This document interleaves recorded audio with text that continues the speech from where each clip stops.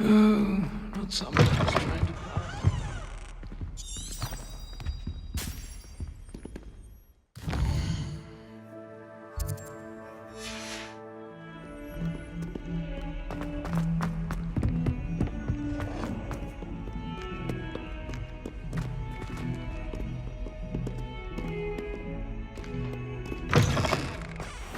Who would have thought someone as young as me could save my uncle's life?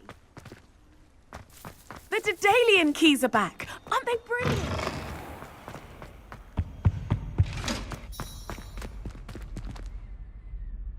My brother's doing well, thanks to you. And he listens to me now. Turns out having beats for feet teaches a memorable lesson.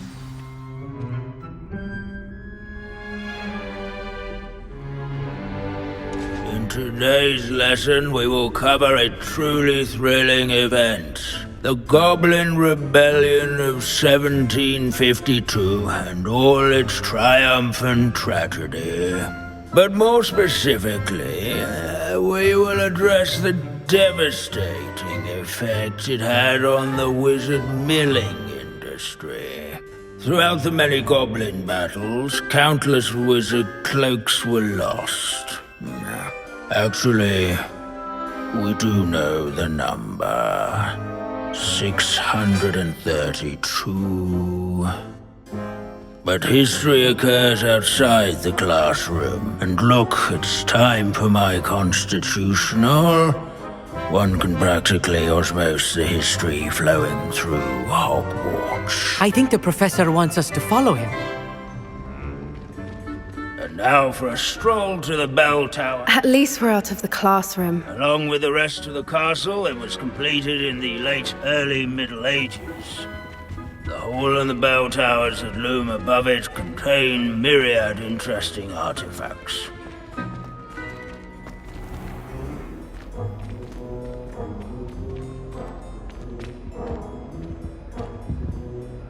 Good to see you again. Recovered from that nasty bout of dragon pox, have we? That wasn't me, Professor. I'm new here. Are you?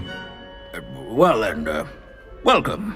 No doubt you're eagerly anticipating my analysis of various wizarding councils, codes, statutes, and of course, goblin rebellions.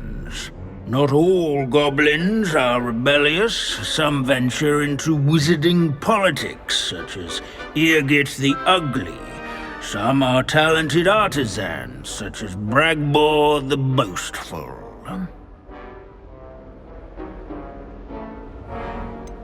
Did you say Bragbor?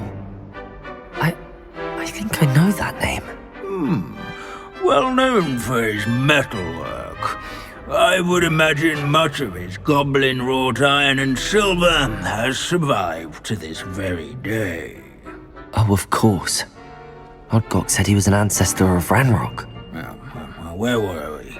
Oh yes. Back to our class topic for today. Grimbold Weft. Another notable historical figure. He's right nearby. Revelio. Students can find him on display. Interesting. Not Grimbold Weft. I recommend that all students introduce themselves to this hero of Hogwarts.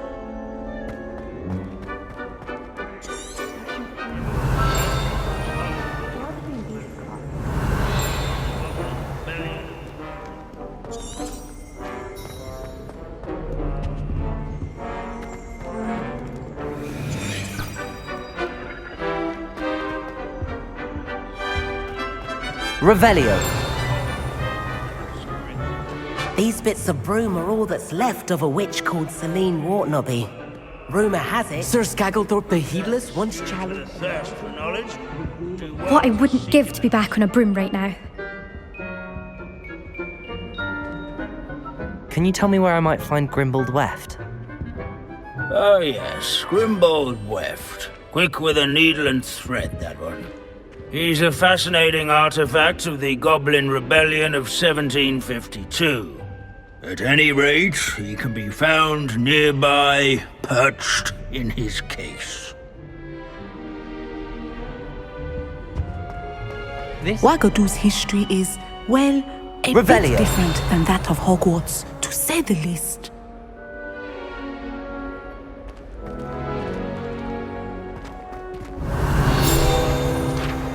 This isn't quite.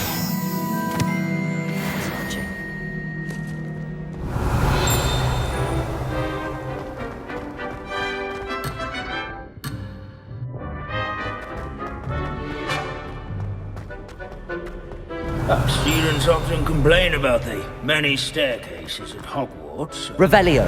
Never bothered. Leave it to Binns to make the most interesting school in the world seem dull.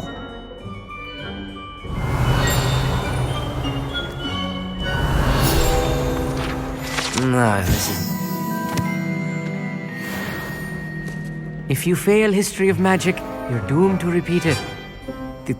The class, that is. Revelio.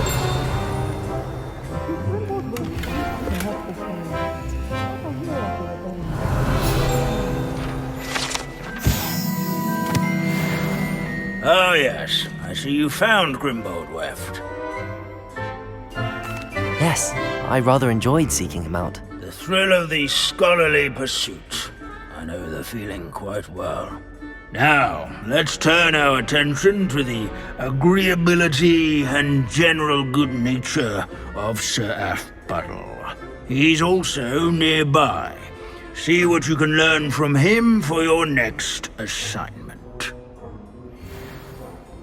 Standing in eternal but symbolic Revelio. watch over the bell tower is a retinue of loyal knights, or rather, statues of knights, I should clarify.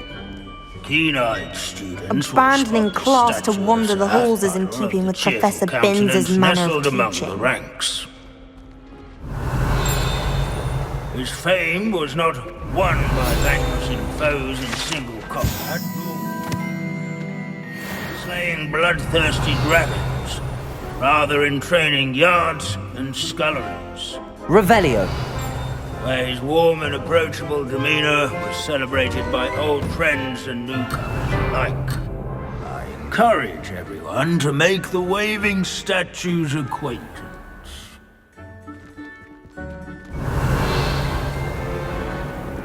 There's nothing quite so magical as history, dusty and beautiful.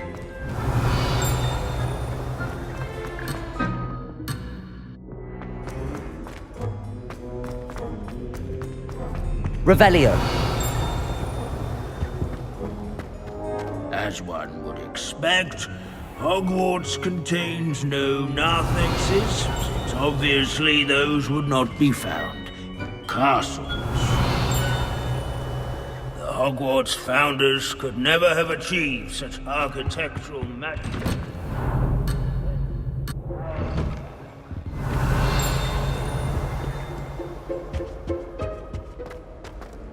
Revelio.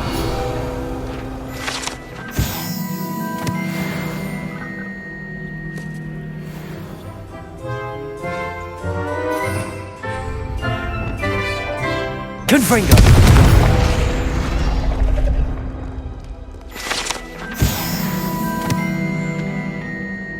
Revelio.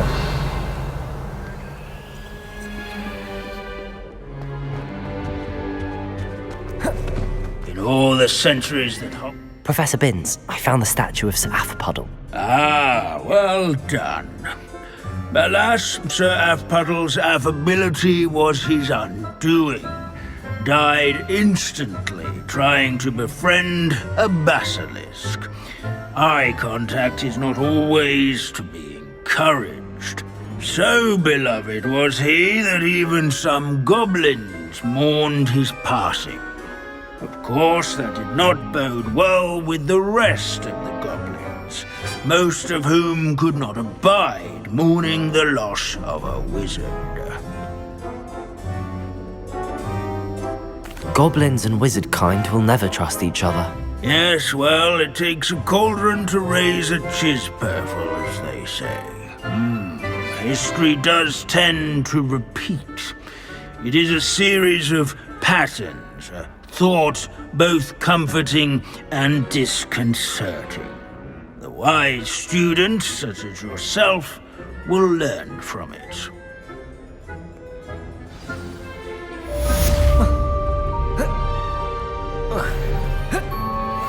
History is written by those who do their schoolwork, so they say. Or at least, I like to say that.